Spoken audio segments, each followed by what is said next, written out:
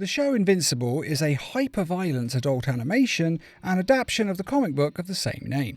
And though it has some high-concept ideas, this is balanced by having deeply grounded characters. And so we're going to have a look at those characters, and we're going to decide which of the Lantern Corps each of them belongs in.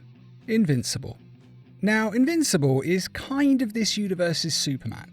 I mean, technically his father was, but he took over the role after his father abandoned Earth. And as we all know, Superman is a symbol of hope.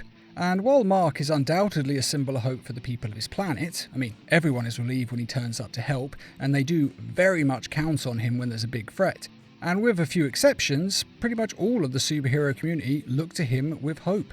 Although, after the Invincible War, well, now a lot of people are also scared of him. A lot of the public as well, as most of them probably don't even really know what happened. They just know that someone with his face came down and started murdering everyone. But there's also a lot of people who weren't involved in the Invincible War. They only went to highly populated areas, and most of the people who saw him, well, they were kind of killed. So my point is, yes, a lot of people are scared of him now after the Invincible War, but there is still a lot of them who look to him as a symbol of hope. And all of that beggars the question, does hope make sense for him? And I would have to say, no, it doesn't. Now, as I've said, a lot of people on the planet are undoubtedly inspired by him, and they look to him for hope because he keeps them safe. But still, Mark doesn't really fit the bill. Not really for this Lantern Corps. And by that I mean he loses hope several times in the show and in the comics. And I'm not judging here because I actually suffer with depression myself, and I have lost hope many, many times in my life. But that's why both myself and Mark would not qualify for the Hope Lantern Corps, because the whole point is you don't give up hope. And it's also why we wouldn't qualify for the Will Lantern Corps, because although Mark has a lot of willpower, I mean, that is undeniable, especially when you go into depression. Pulling yourself out of it is an absolute nightmare. But even so, I don't think it's his dominant emotion. He loses his will too often for that. And that's all before the Invincible War started. He was actually given up long before that. Afterwards, well, he was even more inclined to give up, so he definitely wouldn't qualify now. And that's actually quite fair. I mean, something like that would understandably take the wind out of his sails. I mean, none of us can really imagine a bunch of alternate us's coming to Earth and murdering everyone, but, well, clearly it would screw you up. But there is one thing that does remain constant throughout Mark's entire life, and I'm not just talking about up to now, it happens well into the future, and that is his love for his family and friends. His love is his main motivator. As was shown during the Invincible War, when Eve was injured, he couldn't even make himself leave her side. I mean, people were dying and he was the only one who could save them, and he still didn't go because his love overpowered all of his other emotions, including his empathy and desire to help other people. That's how strong his feelings for Eve are. And again, I'm not judging on that. I mean, whether you want to say that's good or bad, well, it's a personal choice. But still, I think this shows that the core that makes the most sense for him is love. And quite frankly, although it might sound weird for the god-level power person to be in the Love Lantern Corps, it's actually quite a good thing. I mean, you definitely don't want them in the Rage Lantern Corps messing everything up, now do you? So yeah, I think he belongs in the Star Sapphire Lantern Corps of Love. Atom Eve. Now, Eve was really the first person to want to help people in the show, and in the comics as well. And what I mean by that is, yes, all of the people with powers do go be heroes, and they obviously are helping people. I mean, they're saving lives here. That's all true. But in many respects, they're more interested in the lifestyle and the idea of being a superhero more than just helping people in general. I mean, I'd say Rex is the ultimate example of this, because with him, it was all about the fact that, yeah, I'm this big guy in the Guardians of the Galaxy, I'm awesome. That seemed to be way more important than just helping people.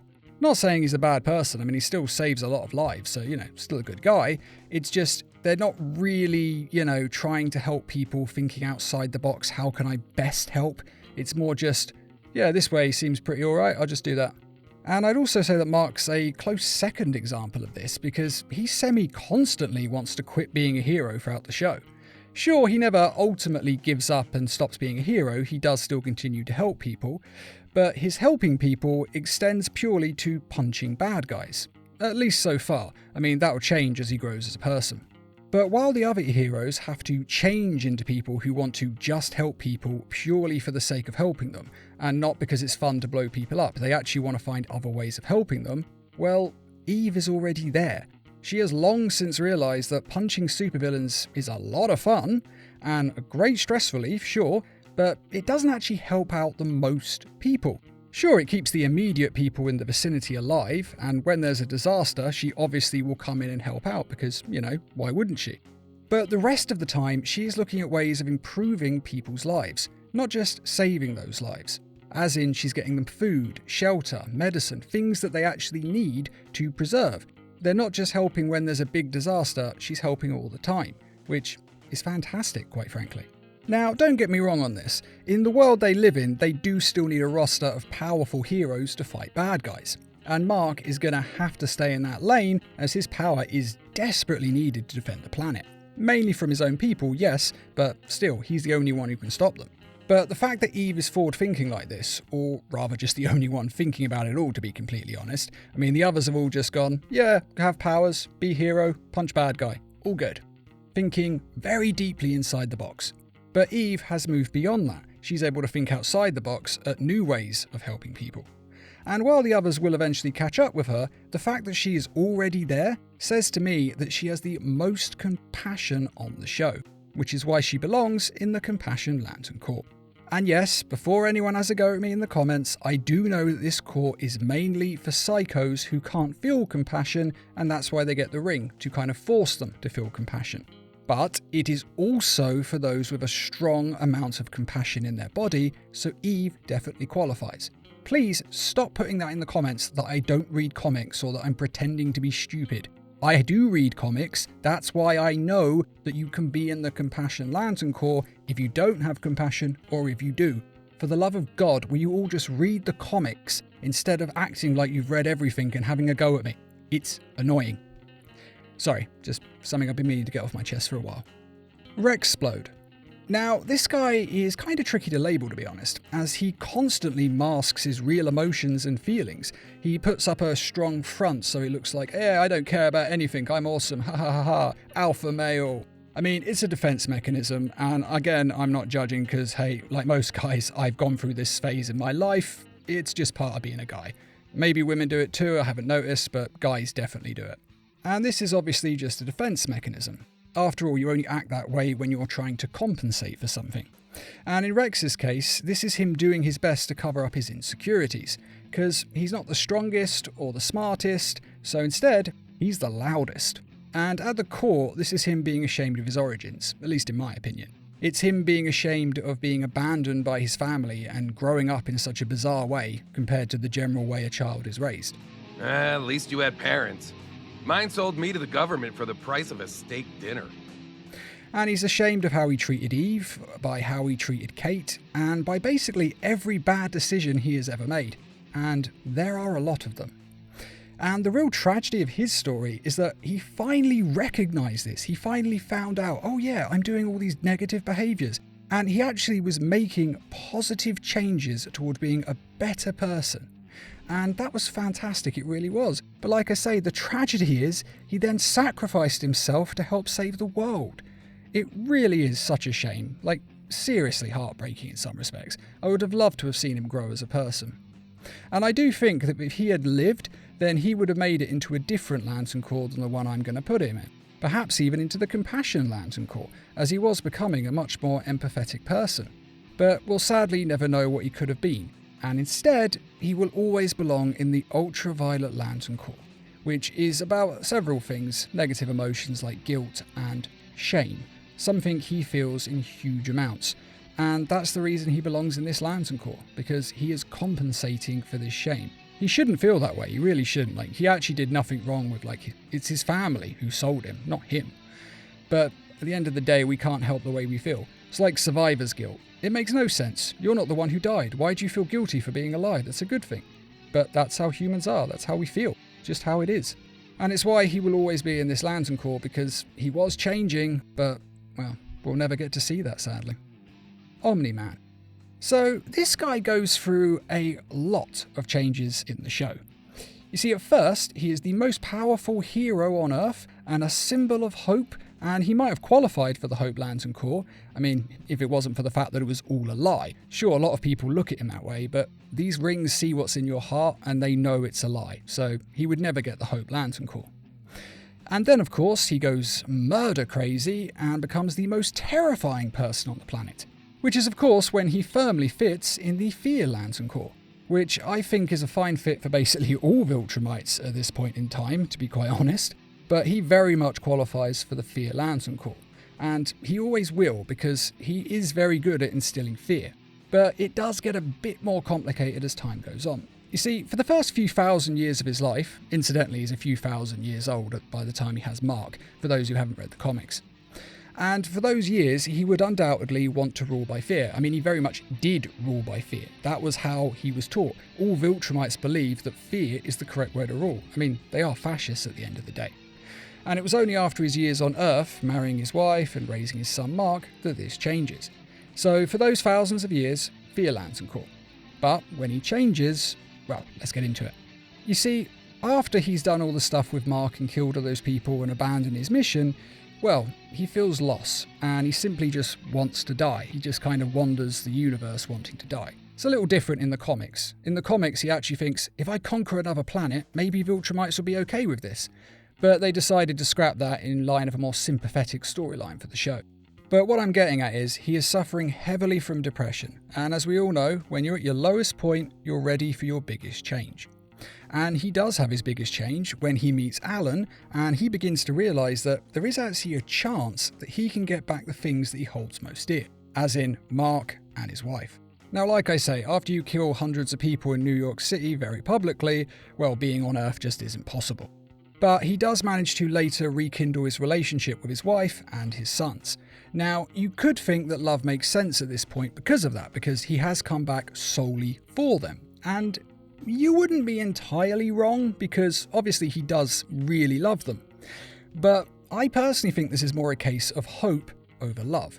You see, Nolan finally realises that he is not a defective Viltrumite, and that the others of his race can come around to his way of thinking if they spend enough time on Earth. They just need to be around people who are more compassionate.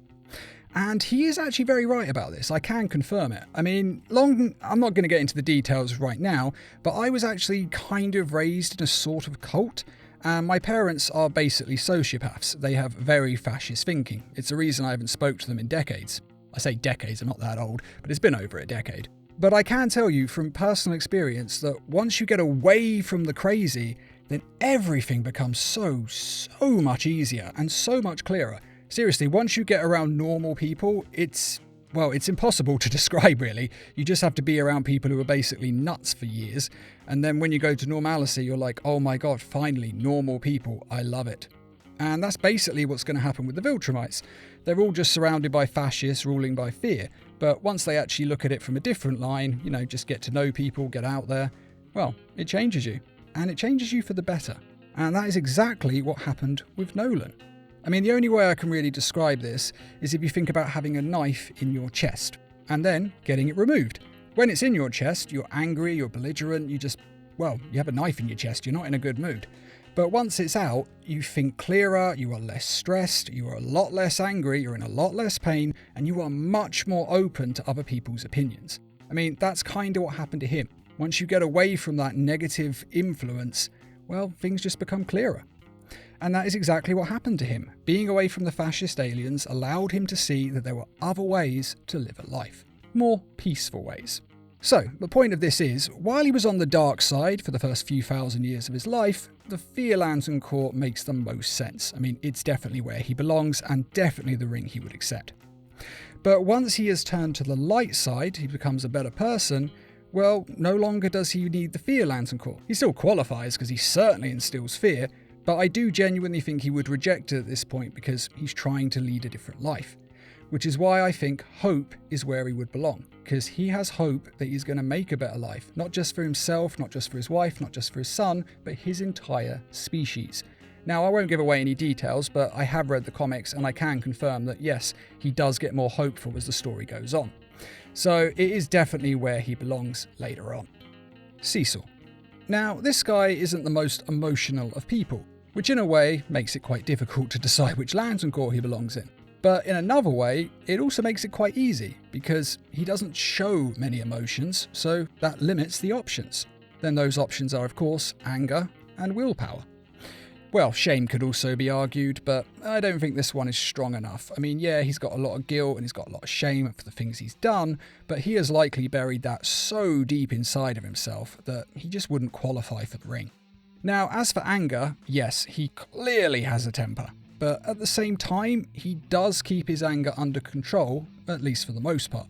He's able to do this because of his military training, well, that and his Black Ops training, but really that comes down to willpower. They can give you the techniques for suppressing and compartmentalizing your feelings, but you still have to have the willpower to make that work, and it's something that he excels at. It gives him the ability to put everything else aside and focus purely on what needs to be done. And this is important, because most people wouldn't have what it takes to do what he does. I mean, seriously, he's committing incredibly evil deeds, really, for the most part. I mean, that's mainly what his story is in Season 1. Him knowing that Omni-Man is evil and a murderer, but not going after him, not prosecuting, not doing anything except covering it up and keeping it quiet. Because although the world deserves to know he's a murderer and he definitely needs justice, well, at the same time, he is way too powerful, so he has to wait until the right moment to tell people, the right moment to strike at Nolan. That's the problem with demons. You only see good and evil, black and white. Well, I need to keep things gray until I can figure out why Nolan killed the Guardians and how to stop him. And that's if he ever does. I mean, if it wasn't for the fact that Nolan attacked them, he definitely would never have done anything because, well, he knows that you can't beat him. That's what it takes to be him, to be Nick Fury, to be any of these spy guys. You have to be prepared to do things that most of us would never be able to live with. This is why I have always hated you. That's why I hate me too. I mean, really, that's just the hardest part of this whole job, making the calls that are so screwed up that they make some supervillains' choices look rational. But as we know, in order to live life as we know it, there are a lot of Black Ops going on to keep us safe. I mean, are they essential? I couldn't say. I don't have access to information, all of it's top secret. But considering how much Black Ops is constantly going on, it does kind of lend the argument to maybe it is a necessary evil. We'll never know. But the point is, he does all these things to keep all of us in the first world safe. Now, none of us like thinking about this. I don't like even just saying it right now, because it's just, well, I'm sitting here saying that we have privilege because we're in the first world, other people don't. That's horrible. Even justifying Black Ops, also horrible. I mean, just talking about it is making me feel a bit bad and guilty. Probably listening to it's doing the same to you. And that's an important thing to recognise, because if I can't even talk about it without feeling bad, I definitely couldn't do what he does. You know what I mean? Like, it takes a special kind of person to be able to do it. I mean, hopefully what he does will one day not be necessary. I mean, that's what I want. But the fact that even talking about it is depressing me proves that Cecil can not only think about it, but he does it on a daily basis and is able to live his life. I mean, he doesn't actually sleep, he just lies in a tank of goo. But, you know, most of us don't have access to that. But the point being that he does have problems. He can't sleep because of all the nightmares he has, because of all the dark things he's done. But still, he perseveres and he carries on doing it. And despite what you may think of him, and let's be honest, I think we all think a lot of negative things of this guy, despite how cool he is at times, he is still, well, he's not a nice person, is he? But at the same time, you do have to admit, it takes a hell of a lot of willpower to do his job. Which is why I think he belongs in the Emerald Lantern Corps of Will. I mean, I know the fact that he's incredibly powerful, in charge of Black Ops, all of that, does kind of say, couldn't he be in the Fear Lantern Corps? And he could, and he would accept any ring that gave him power, because that would help him do his job, admittedly. But still, I think willpower actually makes more sense for him. I mean, yeah, he does do dark, evil things, but he's doing them for the right reasons. Well, again, I'm rationalising this, but you get what I'm saying. He is essentially a cop. He's a Black Ops, he's a Nick Fury, he's whatever you want to call him. But he is essentially a good guy. So I think the Emerald Lantern Corps does make more sense. Especially since he does have an insane amount of willpower. I mean, they choose these rings based on if you can overcome fear, and considering he stood down against Nolan, even though he had no way of fighting him in any way, and yet he still stood there after many attempts by Nolan to kill him, and he just calmly talked to him. Sure, he was scared, but he still did it. And there aren't many people who could do something like that. So I think Will makes perfect sense for him. And those are my choices for these characters. Though, as always, these are only my opinions, and you may agree with me, you may disagree with me. But either way, let us know what you think in the comments, because as always, this is a discussion video and we do want to hear your thoughts. And finally, I'd just like to quickly remind everyone that we have some merchandise available on our store, and to say thanks to all of you who have donated to the Needle Mouse Productions page on Patreon. And as always, thanks for watching, and feel free to subscribe, share, like, and comment.